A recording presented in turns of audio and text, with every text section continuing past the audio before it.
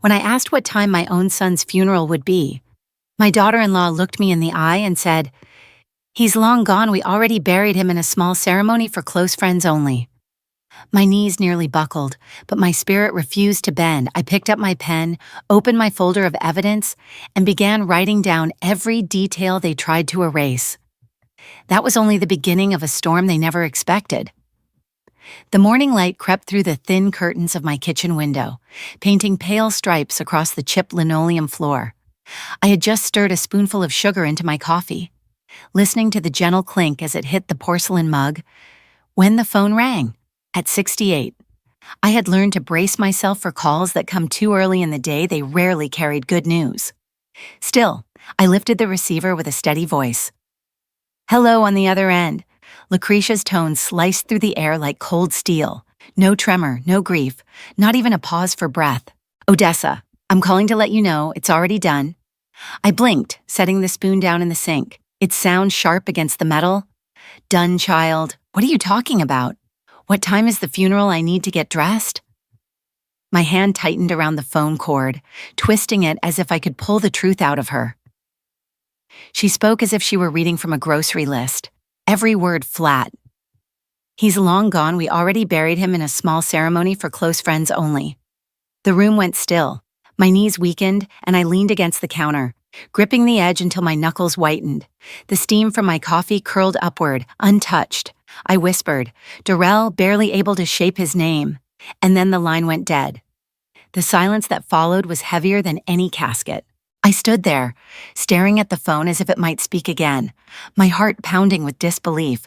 How could a mother be barred from her own child's farewell? I raised Darrell, fed him cornbread and greens, prayed over him at night, watched him walk into manhood with the same stubbornness I carried in my bones. To think I had no place at his side in death? Lord have mercy. Shame settled in my chest like a stone. In our community, funerals aren't private affairs. They're where families gather, where mothers sit in the front row with heads high, where neighbors show respect. For me to be cut out wasn't just cruel, it was unthinkable. I tried to make sense of it. No call from the hospital, no paperwork, no certificate, no pastor knocking on my door. Only her voice, crisp and final, as if erasing me from the story of my own son. My mind flashed to him as a boy, running barefoot through the red clay, grinning as he carried a kite we'd pieced together from scraps. That boy grew into a man, and somehow in death, his life was parceled out without his mother's name attached. I pressed my palms together, whispering to the quiet room, "What kind of woman does this? Who chooses cruelty over decency?" And in that moment, beneath the shock, a flicker of suspicion lit. There was more here than grief. There was strategy. Later that afternoon, a soft rustling at my front door pulled me from the chair where I sat frozen.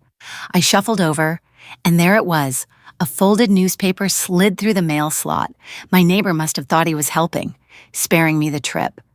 I opened it with trembling hands, eyes scanning the obituaries until his name leapt out, Darrell Maddox. My son. The paragraph beneath was short, clipped just like the call. It spoke of his career, his wife, and a private ceremony for close friends. My eyes caught on the survivors list, and the air left my lungs. Nowhere was my name, not mother, not parent, as if I had never labored to bring him into this world, never spent sleepless nights praying he'd find his way. I gripped the paper so tight it crinkled, my chest heaving.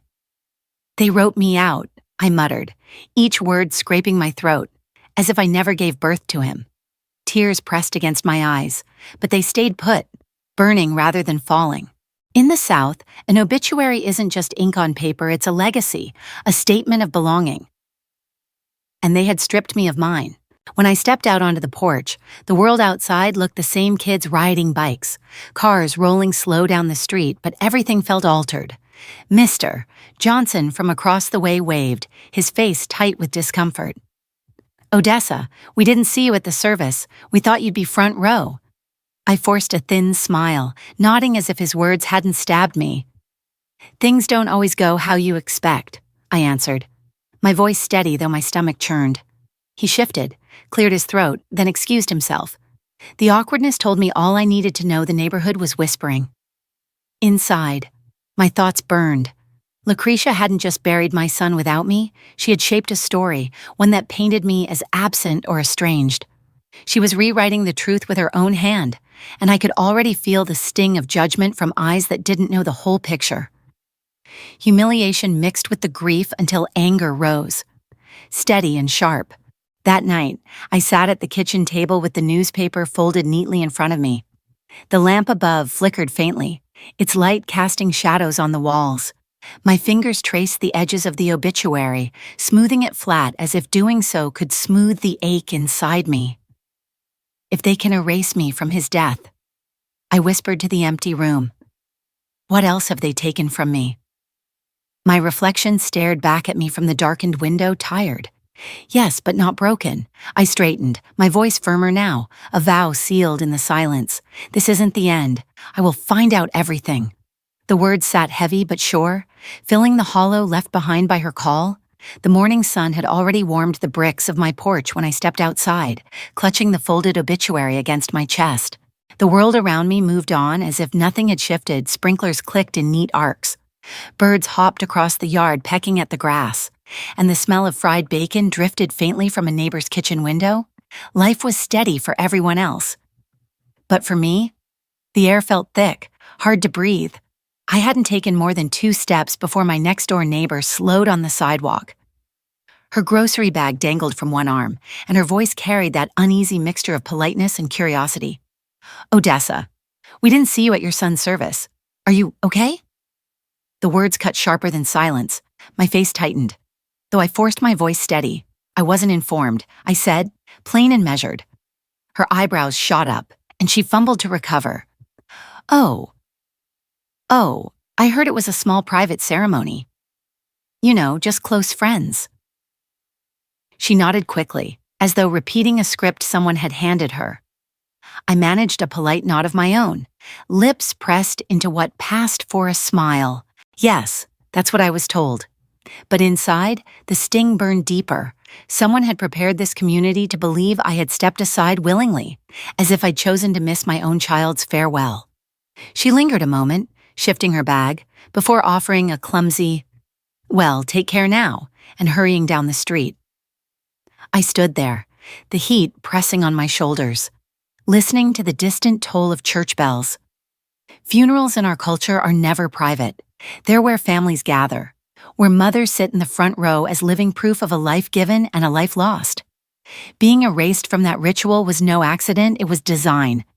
I knew then I couldn't just sit in my kitchen, replaying her words. I had to go where the truth was recorded, the funeral home. Back inside, I cleared the table and laid out the materials I'd kept tucked away. I pulled together a simple wreath, white silk flowers with a ribbon I curled by hand, the kind you'd place gently against a headstone. I wrote on the card with deliberate strokes from Mom. I practiced the words I would use if confronted short. Calm sentences that couldn't be twisted. I'm here to pay respects. Please direct me to records. Nothing more, nothing less. I slipped my ID, a notepad, and a pen into my purse, then buckled on the same low-heeled church shoes I wore every Easter. My reflection in the hall mirror showed a woman composed, not broken. The memory of Darrell's first choir performance at school flickered through me, his voice thin but proud, his eyes searching the pew until they found me smiling back.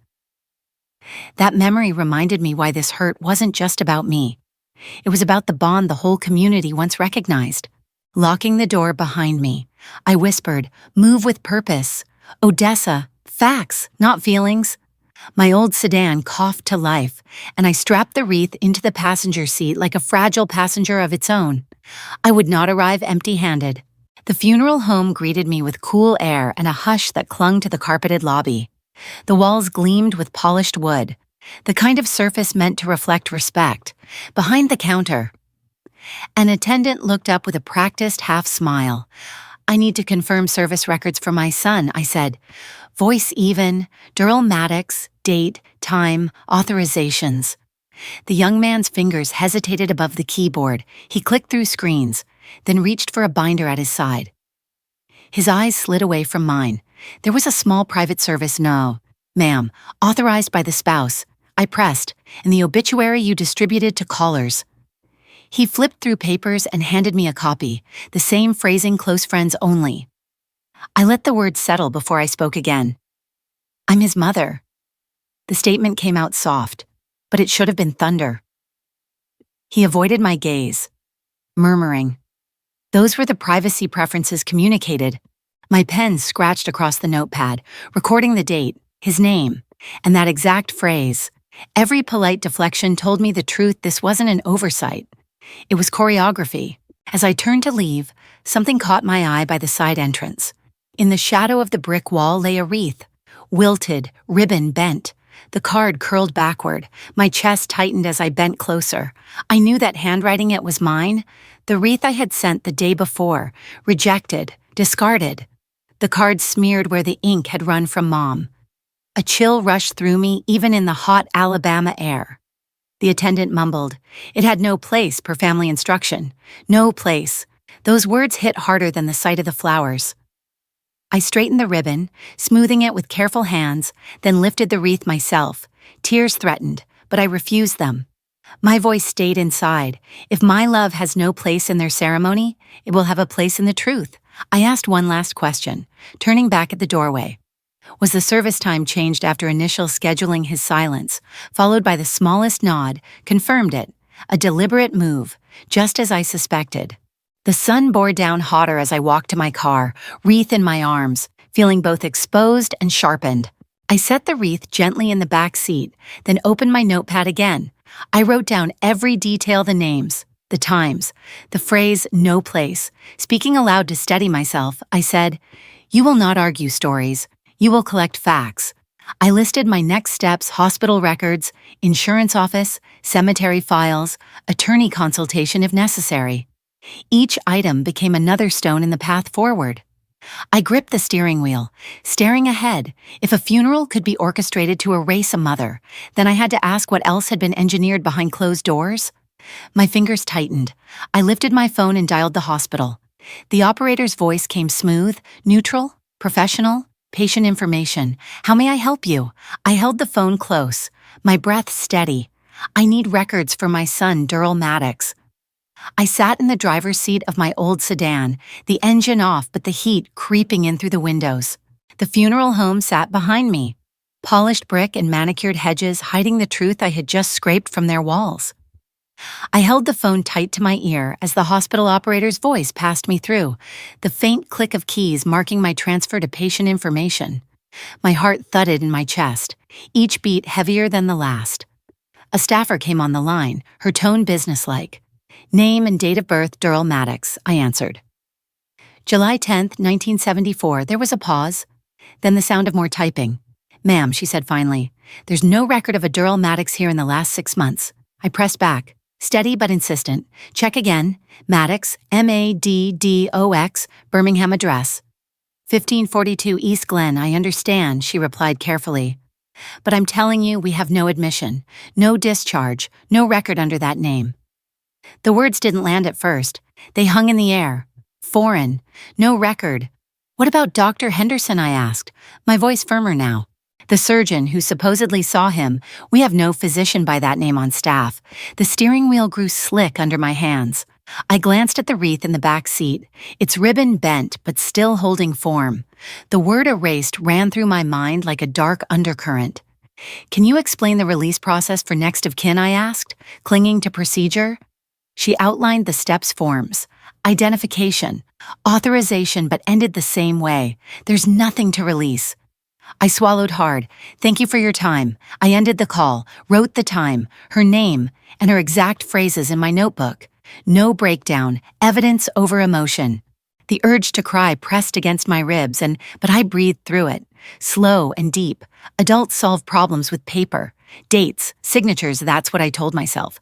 I opened my notepad, checked the boxes I'd already logged: funeral home, obituary, now the hospital, next on the list, cemetery office. And somewhere down the line, public notices. Institutions were meant to protect truth, but in the wrong hands. They became walls, family preferences, privacy policies, by appointment-only phrases that sounded polite but were hollow as air. I reminded myself with a line I'd carried for years: don't yell at a wall. Find the hinge. If the hospital was a wall, The hinge had to be someone who had seen Darrell with their own eyes. I thought of neighbors, church folk, even Lucretia's friends with their cell phones snapping pictures at anything with flowers and a stage. Someone had images, records, proof.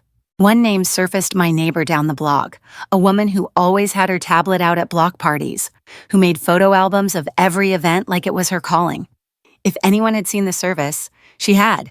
Her living room was dim, blinds tilted just enough to let the Alabama sun stripe across the rug. A daytime talk show hummed low on the TV. She met me with an awkward half smile. "Odessa, I'm so sorry for your loss." "Thank you," I said quietly. "May I look at your photos from last week? I know you keep everything." She hesitated, then tapped her tablet awake and handed it to me. "Of course." I scrolled slowly.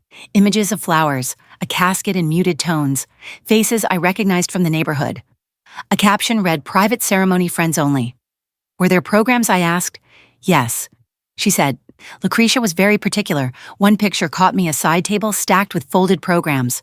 I zoomed in, heart pounding, Darrell's name, the date, and no mention of a mother. Not even a line.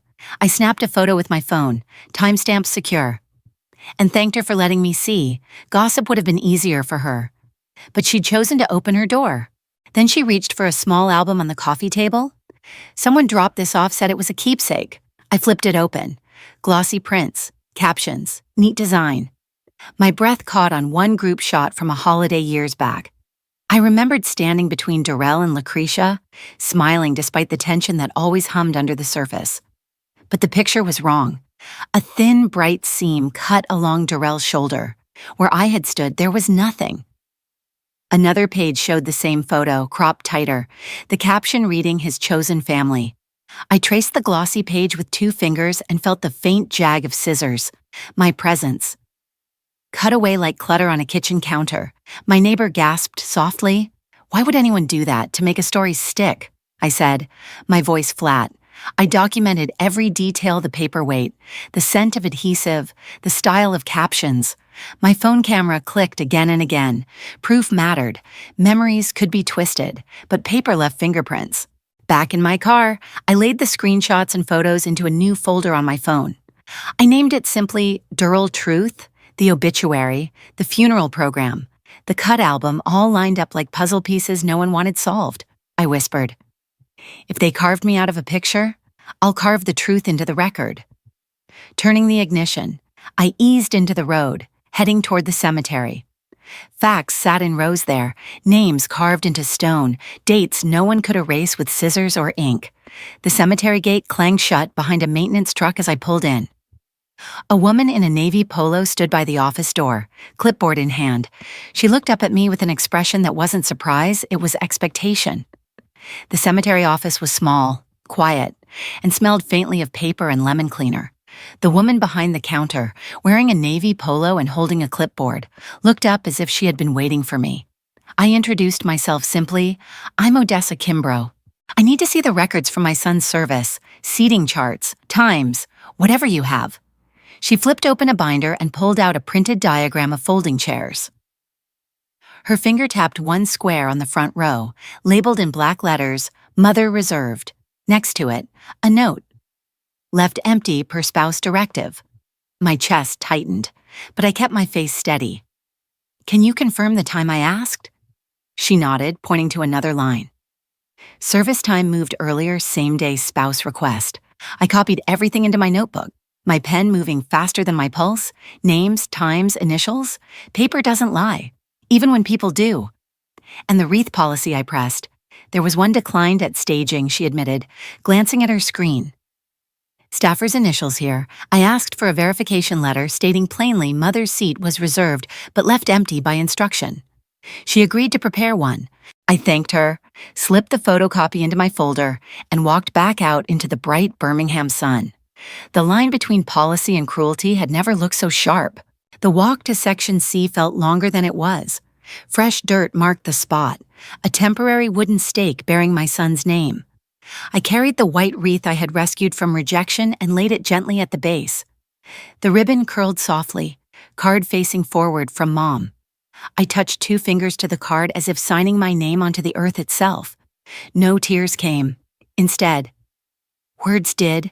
Baby, I'm here now. They left your chair empty, but I won't leave this ground bare. I took a picture just for my records, not for anyone else, and slid the phone back into my pocket. The sun pressed warm against my back, but the heat inside me was different. I whispered what every Southern mother carries like scripture. You raise them right. You keep them close. And you don't let a lie tell your life. With the stake behind me, I tightened my grip on the folder under my arm and turned toward the parking lot. I knew exactly where I had to go next. Inside my car, I spread the cemetery diagram beside the obituary clipping and hospital notes. 3 documents, all pointing to the same thing. My erasure wasn't a mistake. It was a plan. Paper trails don't write themselves. People make choices. And those choices leave signatures, I whispered to myself. Rehearsing, I saw the seating chart. You left the mother's chair empty. Show me any paperwork where I gave up my place. I typed a backup note into my phone and saved the photos to cloud storage. Then I drove, whispering with every stop sign, facts first, Odessa, then consequences. By the time I turned into their cul-de-sac, my grip on the wheel was firm, my breath steady. I rang the bell. The pause before the door opened felt deliberate. Lucretia appeared, leaning against the frame like the house itself was hers alone. I have the cemetery diagram, I said plainly. Your directive left the mother chair empty. She tilted her head, eyes flat. It was a private service. My decision. Private doesn't mean no mother. Show me any document where I forfeited my place. Her lips curved into something like a smirk. She glanced back into the foyer as though savoring what was inside. My eyes followed hers and caught at a framed parchment on the wall. Thick mat board, black ink, legal seals. What's that? I asked. House paperwork, she said quickly, shifting to block my view. I stayed even. 10 minutes inside, no shouting, just words. She hesitated, then raised 2 fingers. 2 minutes, I breathed once, stepped past her, and crossed the threshold. The foyer smelled of polish and new paint. My eyes went straight to the frame. Under glass was a property deed, title history showing my name once cleanly typed, a red slash now crossed through it, while hers gleamed untouched below. I stepped closer. Why hang this in your entryway to avoid confusion? She answered smoothly, the kind of phrase rehearsed for strangers. I leaned in, noting the notary's seal, the record book number, the date. I would verify it all at the county office. You can cross me out on your wall, I said, voice steady, but crossing me out on paper doesn't erase me under the law. Her arms folded, smile brittle. We're done here. I tucked the detail into my notebook and turned for the door. The screen door closed behind me, my folder pressed against my ribs, heavy with copies and proof. My phone buzzed before I could start the car. The caller ID was local, unknown, ringing hard. I answered, "State your name and how you knew my son." But instead, a familiar voice came through. "It's me. Come back inside, there's something you need to hear." The phone call that dragged me back inside still rang in my ears as I crossed the threshold again. The house smelled the same lemon cleaner covering bacon grease, but my chest felt heavier now. Lucretia's eyes tracked me as though she had orchestrated every step. She motioned toward the kitchen table with a stiff little smile. "Sit, if you want answers." I stayed on my feet, my folder pressed tight against my ribs. A chair would have felt like surrender, and I had already seen what an empty chair meant in this family. The morning light slanted through the blinds, striping the table with pale lines that looked less like sunlight and more like prison bars. I thought to myself, if she brought me back in here, it's because she thinks she still holds the script. Let her talk, but I'll decide how this story ends. I let the silence stretch while she poured coffee. My eyes wandered, catching a small velvet box on the counter. My heart knew that box before my mind caught up. It once held my husband's pocket watch, a heavy gold piece he'd carried every day of our marriage. The box was open, but empty. "Where's the watch that belonged to Darrell's father?" I asked, my voice low but steady. Her answer came too quickly, too smooth. It wasn't fit for display. I stepped closer. That watch was promised to Darrell through him. It was meant for his children. "Where is it?" She shrugged and poured her coffee, letting the hiss of liquid punctuate the betrayal. I sold it, she said flatly. He wanted me to have the means to move forward. The words sliced through me. My husband's last tangible memory reduced to quick cash. I steadied my breathing. Because rage without record was wasted, I pulled out my pen and wrote in my notebook, heirloom sold verbal confirmation. Underlined 3 times. You sold what wasn't yours, I said finally, the volume in my chest rising. You erased what can't be replaced. Her eyes flashed as she snapped back. Don't act like you mattered more to him than I did. He chose me. My blood burned hot, but my voice stayed sharp, measured. This isn't about choosing. This is about stealing, rewriting, and cutting me out of his story. A chair can be left empty. A name can be crossed out. But that watch carried memory. You can't sell the bond inside it. For the first time. Her eyes flickered.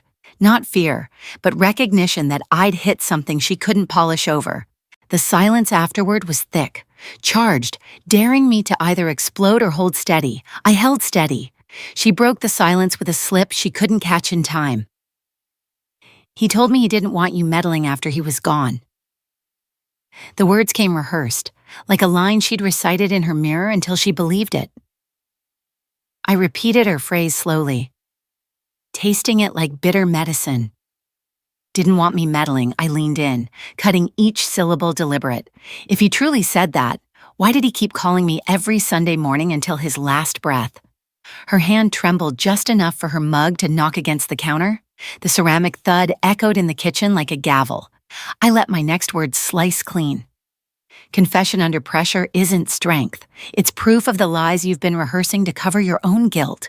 She glared at me, but her silence confirmed more than any denial. Every lie was another nail sealing the box she was building for herself. I pulled out a chair and sat not because she told me to, but because I chose the ground now. I wrote down her exact words. Didn't want you meddling. Time, place, witness Lucretia Van. Evidence didn't sweat. You can spin stories to yourself, I told her. But stories don't erase records, receipts, or the truth. You control a chair, but you don't control a ledger. She scoffed, lips curling. Nobody will believe you over me. I looked her in the eye, steady as a courthouse clock. I don't need belief. I need proof, and it's already stacking higher than you know. I stood then, slow and deliberate. My grandmother's wisdom rose up in me. Patience isn't weakness. Patience is the blade that cuts deeper when it finally strikes. I walked to the back door. Sunlight poured through, harsher now, as if the house itself was exposing its rot. My folder weighed heavy in my hands, but it felt more like armor than burden. I whispered as I stepped outside, "One by one, her stories will fall." My phone buzzed in my pocket before I reached the car. Not a call this time, but a voicemail alert. The screen read message deleted by user. The phrase glowed at me, colder than any words she'd spoken. This fight wasn't just with her mouth, it was with the traces she thought she could erase. I sat in my car a block away from Lucretia's house, engine off, hands still trembling. The subdivision looked calm, kids riding bikes, sprinklers ticking over lawns, but my phone screen burned with a different truth. I opened the voicemail tab, scrolled down, and there it was, deleted messages. I never touched that folder before. My finger hovered, then tapped. A single line glared back at me. Yesterday, 9:42 p.m. 0012. The preview read message deleted by user. My breath caught. Who deleted anything off my phone? I hit recover, then play. Durrell's voice came through, cracked by static. "Mom, I'm not okay. Call me. Don't tell." Then silence. Just 12 seconds, but it felt like the earth split open beneath me. I played it again and again. Each breath, each hesitation seared itself into my memory. I saved the file, labeled it Durrell Truth, and uploaded it to the cloud. My notepad shook under my pen as I logged the timestamp 9:42 p.m., hours before the service was shifted earlier. I whispered to the empty car, "Who cut you off, baby, and why erase you from me?" The grief that had tried to choke me sharpened into something else, evidence. I dialed my phone carrier, answered their security questions with calm precision, and asked, "Was my voicemail accessed remotely last night?" The rep paused, then read from his screen. "Yes, ma'am. External dial-in at 9:46 p.m. using your mailbox PIN. A deletion was made in that session." My jaw locked. I wrote every word in my notebook. What about my PIN? He hesitated, then added, It shows your PIN was changed last month and again 2 days ago. I pressed the pen so hard into the page the paper nearly tore. I never reset my PIN. Would you like to open a fraud ticket? Yes, and preserve all access logs. He gave me a reference number, promised an email with confirmation, and wrapped himself in disclaimers about privacy policy. I thanked him, hung up, and immediately changed the PIN myself. I turned off every syncing feature I could find. Talking to myself, I muttered, If someone used my code, they guessed it, stole it, or watched me type it. None of those choices made me feel safer. Back home, I dragged my old printer out of the closet and connected it. The ink was fading, but the black and white lines of the carrier's email stamped the truth onto paper. I slipped it into a manila folder I labeled voicemail fraud. I added my handwritten notes and a USB stick with the recovered audio. Then I backed up the file again 2 clouds, 1 thumb drive taped beneath my desk, belt and suspenders. On my dining table, I laid a master index evidence A, voicemail audio, evidence B, access log, evidence C, timeline. Adults solve problems with paper, dates, and signatures. That's what I kept telling myself. But grief doesn't only wear one mask, money is another. I called Durrell's old HR office and asked for the life insurance carrier, with the group ID in hand. I reached their claims department. I just need to verify status. I'm his mother, I explained. The rep's voice was cautious. A claim is already in process under the spouse, expedited. There's a notarized consent on file apparently from you. My throat tightened, but my words stayed measured. I did not sign any consent. Open a fraud review and attach this call. She explained their protocol and offered to send me a watermarked copy of the consent for review only. Minutes later, the PDF arrived in my inbox. I printed it, laid it beside my checkbook, and stared. The signature was a clumsy imitation wrong middle initial, sloppy strokes I never made, and the notary stamp a county I'd never stepped foot in. I circled the name and stamp number with shaking hands. This isn't a mistake. This is a plan. I built another folder, insurance fraud, evidence D, the consent copy, evidence E, notary details, evidence F, HR call log. On a blank sheet, I drafted I Odessa Kimbrough, did not sign or authorize, leaving space for my real signature after notarization. I called the insurer back, asked for their fraud department fax and email, and sent the whole packet, including the voicemail timeline. Within an hour, an email arrived, case number issued, claim on hold, claimant notified. I read that last phrase twice, claimant notified. If Lucretia thought she was in control, she'd feel the floor shifting now. Sunlight angled sharp across my table as evening crept in. I placed both folders side by side, proof against grief, paper against erasure. You wanted me gone, I whispered, but the record says otherwise. My phone pinged again. Insurer case update status under fraud review. Claimant notified. I drew in a long breath. This was the moment where truth stopped whispering and started knocking at her door. But before I could power down, another alert slid across my screen. Event cemetery access restriction visitor list, updated by spouse. I froze. They weren't done erasing me, not from death, not from life, not even from the dirt where my son lay. The late afternoon sun pressed down hard when I pulled up to Elmwood. My hands rested on the steering wheel a moment longer than they should have, steadying myself for what felt like another test. At the gate, a uniformed guard stepped forward with a clipboard. He scanned the page and shook his head. "Ma'am, your name isn't on the visitor list anymore," he said, polite but firm. I leaned forward. It was yesterday. He tapped the paper, finger stopping at a line of text. List updated by spouse, 8:17 this morning, reference number attached. I swallowed the heat rising in my throat. I'm here to lay flowers at my son's grave, not to cause trouble. Policy's policy, he said with a half shrug. I asked for a supervisor, and a woman appeared behind the office window. She repeated the same line, no exceptions.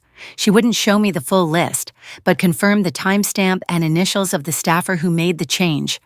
I wrote it all down, date, time, phrase, update by spouse, and the initials she let slip. The guard looked almost apologetic, but he stood his ground. I read his name off his badge, thanked him anyway, and told him, I'll handle this on paper. Walking back to my car, humiliation burned hotter than the pavement. Being turned away like a stranger at my own son's grave cut deeper than words. But I buried the sting. Proof mattered more than pain. I parked on a side street, away from curious eyes. The wreath rested on the passenger seat. I placed my palm on it, whispering, Not yet, baby. I refused to beg at their window.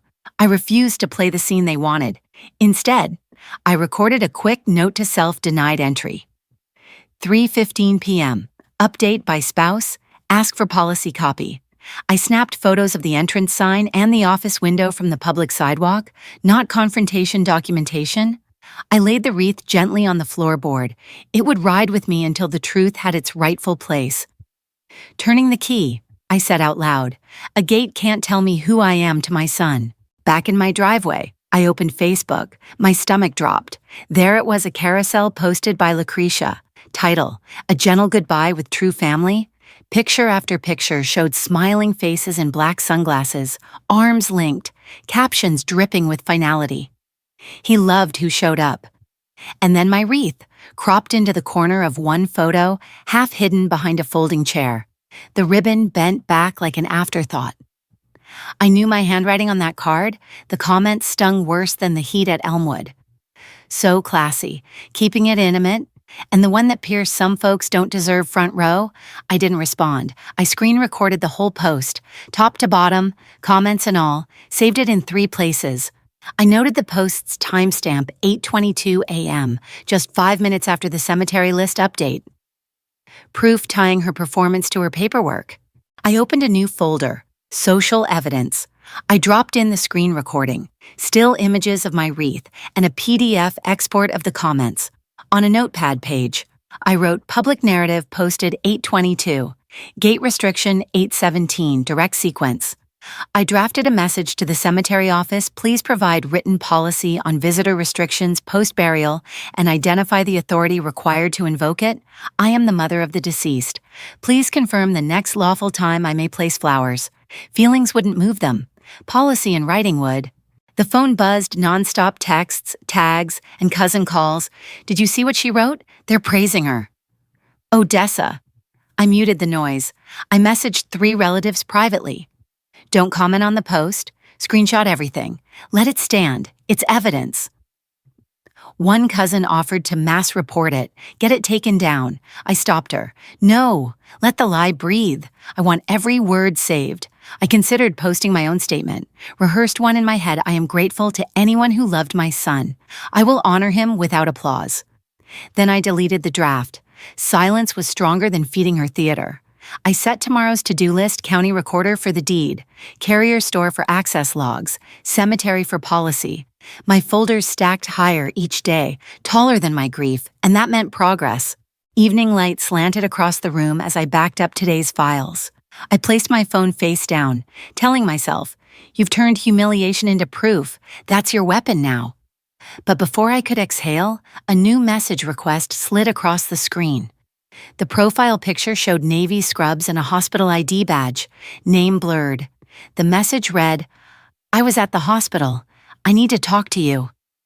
My finger hovered. Then I tapped accept and typed 4 words. Who are you, ma'am?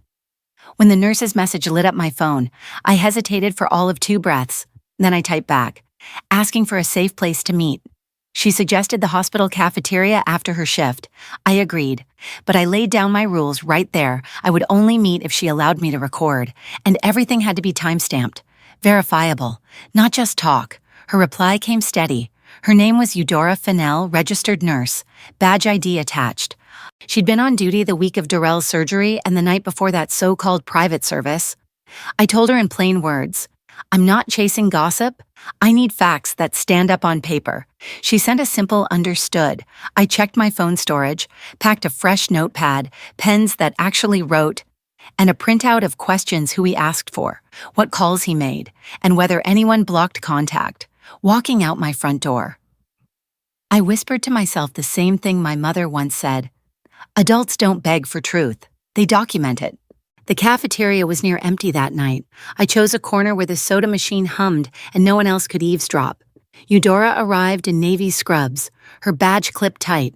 She nodded once, gave her consent, and I hit record. She spoke clear and calm, like she'd rehearsed med-surg unit. Room 412, her shifts logged. Dates confirmed. Then she gave me the piece that made my chest burn. Darrell had asked the staff to call me the afternoon before his decline. Hours later, she said, a woman called the desk identifying herself as Lucretia Van. That woman demanded that no updates be given to anyone but her. Eudora stressed that policy never barred a patient's chosen contact. Spouses could request routing, yes, but not silence. She admitted she'd felt uneasy.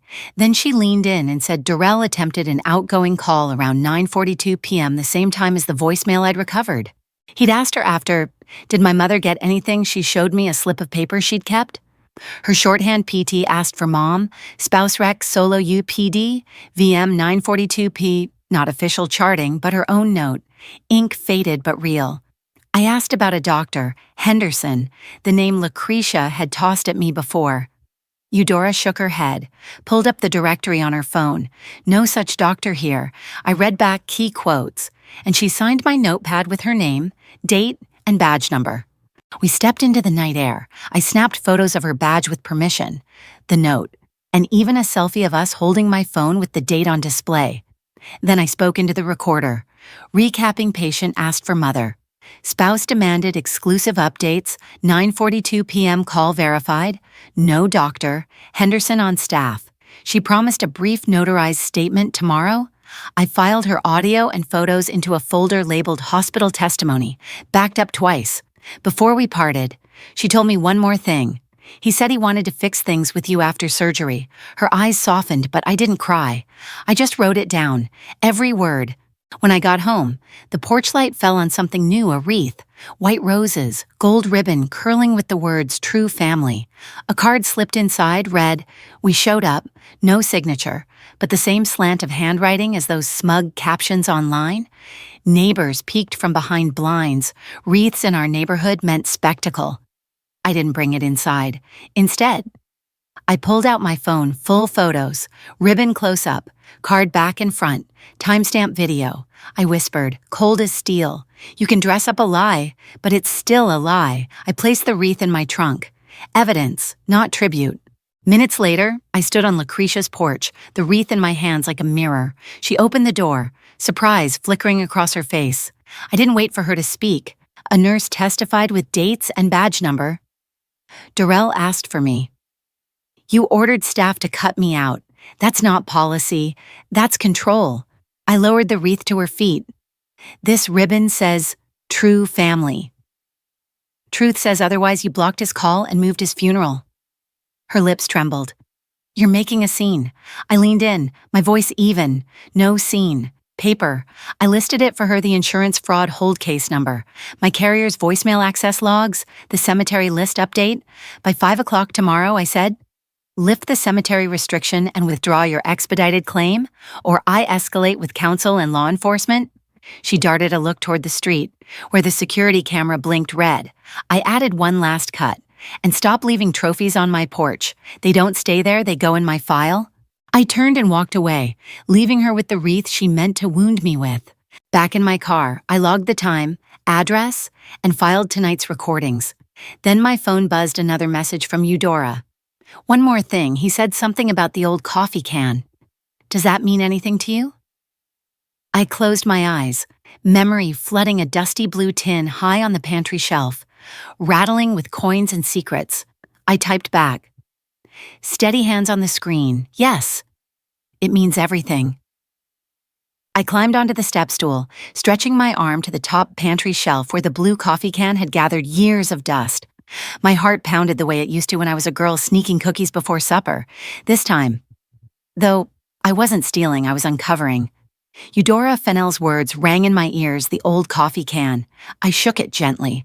Instead of the loose jingle of spare change, there was a sharper sound metal against coins. Purposeful, deliberate. I poured the contents onto the counter. Pennies and quarters rolled, but beneath them lay a small brass key tied with string. I froze, then spotted a folded slip of paper taped under the lid. It was my son's handwriting, firm and unmistakable mom safety deposit, Regions Bank, main branch, ask for ledger. My hand trembled, but my voice was steady. You left me a breadcrumb, baby, not her. I took photos of everything, the key, the note before slipping them carefully into my pocket, outside. The storm wind rattled the windows, branches scratching like warnings, but inside I knew I'd just opened a door he meant for me alone. The next morning, I walked into the bank, my ID and the brass key ready. The clerk verified my name on the access list, then led me to the small metal box. My palms sweated as she placed it on the table. Inside, bound by a rubber band, sat a worn black notebook. My breath caught. This was no diary, it was evidence. I opened it. Neat columns filled the pages, dates, amounts, recipients. Each entry told a story. Monthly withdrawals marked household, personal, and my throat tightened initials LV. Some lines listed cashier's checks, others cash envelopes. The final pages carried insurance policy numbers, including the very one now under fraud review. I copied every page on the bank's machine, rebanded the original, and signed the log. In the car, I whispered to myself, ledgers tell the truth when mouths lie. The totals were staggering. Tens of thousands moved before his death, funneled under her name, disguised as funeral funds. My hands shook as I emailed the scans to myself, uploaded them to my cloud, and forwarded them to my cousin Sterling, an attorney. Subject line evidence, ledger immediate review. Sterling called within the hour. I read aloud the policy numbers, the initials, the transfers. This is bigger than fraud claims, he said, voice sharp, if she diverted joint funds without disclosure. And you've got his intent in writing. We're talking civil recovery and possible criminal inquiry. I leaned back in my chair, staring at the rain sliding down the window. She used his last weeks to drain accounts and silence him. That's more than greed, it's calculation. Tomorrow, Sterling instructed, you get an affidavit notarized. Attach the ledger copies. Then we file for an injunction to freeze anything else she touches. But Odessa? Expect pushback. She'll claim you stole it. I've got my photos. I replied, firm, time-stamped, the can, the key, the log. Paper outlives whispers. As I hung up, Eudora's words returned. He wanted to fix things with you. Now I understood. My son hadn't left apologies, he'd left weapons. At home. I laid the copies beside the card from the Wreath True family, the lie on one side of the desk, the truth scribbled in black ink on the other. Tears welled, not for her schemes but for the weight Durrell carried, dying, controlled, yet still thinking far enough ahead to shield me. I touched his photo.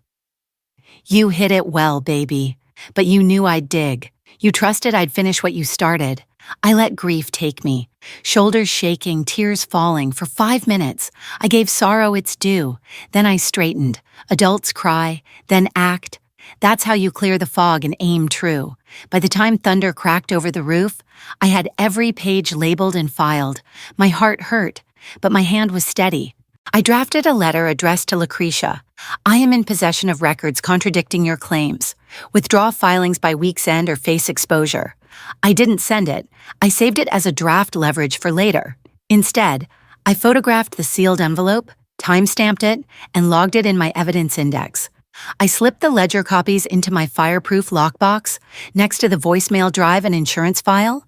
Then I texted Sterling affidavit 10 a.m., confirm court path if she refuses settlement, outside.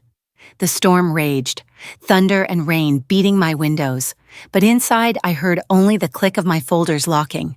My mantra returned, Hupper will speak louder than her photos. Near midnight, the storm eased, but my nerves didn't. I stepped onto the porch for air. A sedan idled 2 houses down, lights off, engine purring low. I snapped a quick photo of the plate through my blinds, saved it immediately. The car rolled off, and my phone buzzed with a voicemail from a blocked number. I pressed play, a man's voice, low and sharp. Stop digging, Odessa. You'll regret it. I replayed it twice, my finger steady on the record button. I walked into the Jefferson County probate clerk's office carrying every folder I'd built hospital testimony. Voicemail fraud, insurance fraud, ledger copies. My shoes clicked steady across the tile floor, but inside, I felt the weight of generations on my back. When it was my turn at the window, I laid down my ID, Darrell's death certificate, and the notice to file. Will that Sterling had helped me prepare. I request docketing and notice to interested parties. I said voice even but firm. The clerk stamped a receipt, handed me a docket number, and explained service would go out to the spouse on record and any beneficiaries. I slid across one more paper my request to seal the voicemail until review, attaching Nurse Fennell's signed memo. The clerk nodded, marking it for the judge's desk. As I stepped away, I wrote the docket number on my palm in blue ink. Paper moves faster than whispers once it's stamped by the court. That's how I knew the tide had turned. 2 floors down, I pushed open the recorder's office door. Certified chain of title for this property, I asked, giving the clerk the address. She flipped through books, index cards, and finally pulled the right volume. We found it my name once tied in the history, then another instrument shifting sole title to Lucretia. My chest burned, but I kept my face still. Give me the last 5 years, including affidavits of correction. She nodded, ran copies, each page landing with a heavy thunk. I checked seals, stamps, dates. The same notary's name leapt out at me, the very one from that fake insurance consent. 2 different documents, 1 notary, I whispered, half to the papers, half to myself. I paid the fee. Slid the certified copies into a folder labeled property evidence and snapped a photo of the receipt beside them. Another stone stacked on my wall. In the lobby, I opened my laptop and logged into the state notary board portal. Fingers moving fast. I filed a complaint notary's name, stamp number, both documents attached, affidavit draft signed.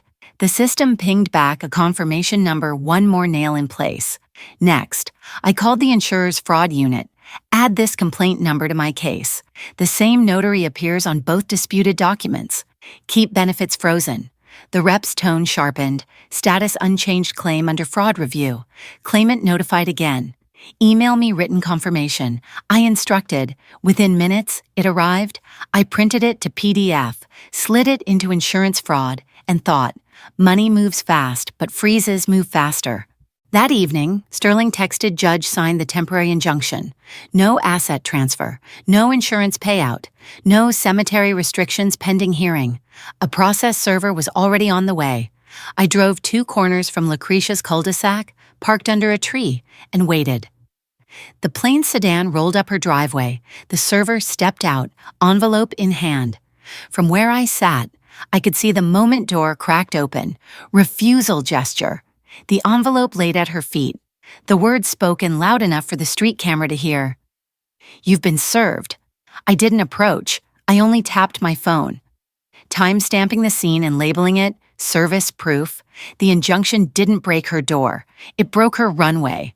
Minutes later, my phone lit up. Lucretia calling. I let it ring twice. Then answered on speaker with the recording consent tone. Her voice cracked. What are you doing to my life? I kept mine calm. Stopping fraud, restoring the record. You'll have a hearing. Bring your proof. You won't get away with this. I'm not trying to get away. I'm showing up with files. She hissed. Stay out of the cemetery. I read the injunction terms aloud. No restriction of access. I'll place flowers this week. Lawfully. The line went silent, then cut. I saved the call as exhibit panic. Back home, I stacked the day's folders on the table, the pile higher than my grief now. That weight was real, but so was the relief. Law was finally standing beside me. Then an email dinged from the probate docket document for beneficiary by request of decedent. The scanned envelope bore my name in Darrell's hand. The note read, to be opened by Odessa Kimbrough, personal letter, enclosed. I touched the screen with trembling fingers. My son had made sure the truth could find me. Cliffhanger end of chapter 10, I whispered, speak baby, and clicked download. The house was still when I hit print. The rollers hummed, pulling each page slow and deliberate. Almost like the paper itself understood, it carried his voice back to me. I sat with the warm sheets in my hands, tracing the slant of his handwriting. That lean to the right, the way he looped a Y like he was signing off with a smile, those details belonged only to us. The first line stopped me cold. He marked the date he changed the will, explained why, and wrote that he wanted the truth to find me, not explode in court. He confessed he had let distance grow, admitted her hand in it, but refused to frame it all as blame. His tone was part apology, part directive. "Mama, I'm leaving you discretion, not revenge, mercy when you can, justice when you must." I pressed my palm over the words like I might touch his cheek. Tears came hot, but gratitude steadied me. In that moment, the silence wasn't empty, it was filled with his presence. He laid out his wishes clear as daylight. He wanted his funeral doors open, no one locked out by pride. He amended the will so I would decide where the house, savings, and insurance landed. But with one request: don't let money speak louder than who I knew you to be. Then came the part that cut sharp. He had hired a private investigator once he realized calls and visits weren't reaching me. "That report," he said, "was with my attorney, and one more place you'll find." He dreamed I might start a small foundation in his name, something to help grandparents cut out of their grandchildren's lives. Forgiveness filled the last paragraphs, but not the weak kind. It was forgiveness that required truth to stand tall. I whispered to the letter, "I hear you, baby," and felt his words carve a straight line through my grief. On the back page, taped flat, was a thin USB drive in a plastic sleeve, written in his block letters for Mom P.I. My fingers shook, sliding it into my laptop, but once it clicked, the folders opened, call logs, text captures, witness notes, audio. I played the file named kitchen_confrontation MP3. Lucretia's voice hissed through the speaker, "No updates to anyone but me." The nurse's calm refusal answered back. Then came a clipped sound at 9:42 p.m., the very minute my phone had logged a missed voicemail. The investigator's voice narrated timestamps, showed photos of device settings tied to my carrier pin resets, even a screenshot of a draft obituary, my name scrubbed clean a week before his final decline. I copied everything into my master evidence folder, then onto an encrypted drive. My printer whirred again, spitting out indices stamped with today's date. Each sheet slid out like a soldier, lining up for the fight ahead. By dawn, I had made 2 lists on yellow paper. One read non-negotiables: keep the injunction, pursue fraud review, restore cemetery access, ensure a full accounting. The other read mercies: consider allowing her to stay in the house for a set term if she signed a confession and repaid what she stole. I underlined his line, "Don't let money speak louder than who I knew you to be." Mercy would never erase the harm. Mercy would mean repair, not escape. So I drafted a creed for myself in plain ink: truth first, boundaries next, then decide what kindness won't come back as a weapon. I emailed Sterling, attaching the investigator's index, requesting a declaratory filing and mediation before the hearing. My settlement sheet spelled it out: assets frozen, her fraudulent claims withdrawn, written admission signed, cemetery access restored. Only then would I consider a roof over her head. I messaged Nurse Fennell, thanking her and asking if she'd sign her statement today. She answered, "Yes, ma'am." I called my pastor, not a spectacle, Reverend, a service that tells the truth and leaves a door open. By mid-morning, my printer stacked simple programs loved loudly, loved long, no photos cropped to wound, no staged wreaths, just truth and flowers that didn't cut. That night, I placed his letter atop the injunction love over law. I slid the USB into the lockbox with a note for the judge. If needed, my phone buzzed with 2 messages: probate hearing date set, mediation confirmed, 2 paths, both leading toward daylight. I typed a single text to Lucretia: mediation tomorrow at 3. Bring your truth. Delivered. Read. Silence. Cliffhanger. End of chapter 11. I turned off the lamp and, for the first time in months, lay down knowing sleep would come not from exhaustion, but from alignment. I walked into the mediation suite before the sun had fully cleared the Birmingham skyline. The glass walls reflected my face back at me, calm, steady. Folders lined up in Sterling Pruitt's briefcase beside mine. Inside those folders lived months of pain turned into proof: the hospital testimony, the PI drive index, the ledger, the injunction, and my son's letter. The mediator explained the ground rules: confidentiality, no interruptions, all proposals on paper. I nodded. Paper is where I live. When Lucretia entered with her lawyer, her eyes burned at my calm. I didn't call her widow. I called her by name. Adults don't spar with titles. "For the record," I said, Voice measured. I want the truth standing upright and my son honored properly. Money follows the truth. Sterling slid our term sheet across the polished table. The mediator invited speeches. I declined. We'll start with exhibits. The room shifted from theater to audit. I pressed play. The recording filled the space, Lucretia's voice commanding. No updates to anyone but me. The nurse's quiet pushback. The timestamp aligning with my phone's log. I followed with the ledger page after page marked LRC to V. Cashier's checks weeks before the funeral. Policy numbers traced to frozen claims. Sterling added the notary complaint and the injunction already signed. The mediator's pen froze mid-scratch. You moved his funeral, barred a mother, and captioned it True Family. I said, today, the caption changes. Her lawyer asked for recess. When they returned, their shoulders dropped. My client is prepared to stipulate to certain facts. The mediator turned to me. Miss Kimbrough, state your terms. For the first time, the script was mine. I read from my sheet. First, immediate withdrawal of the insurance claim. Second, signed admission of interference calls. Funeral visitor list. Third, a public apology posted and pinned for 12 months. Fourth, cemetery access restored by order. Fifth, repayment plan for funds misused, matched to the ledger. Sixth, no equity in the house occupancy for 90 days max, rent-free, contingent on compliance and therapy. Then the addendum, a $25,000 contribution to the Durrell Kimbrough Foundation for Grandparent Access. Annual reports to the court for 2 years, non-disparagement both ways, I said, but no gag on facts already in evidence. Truth doesn't get sealed.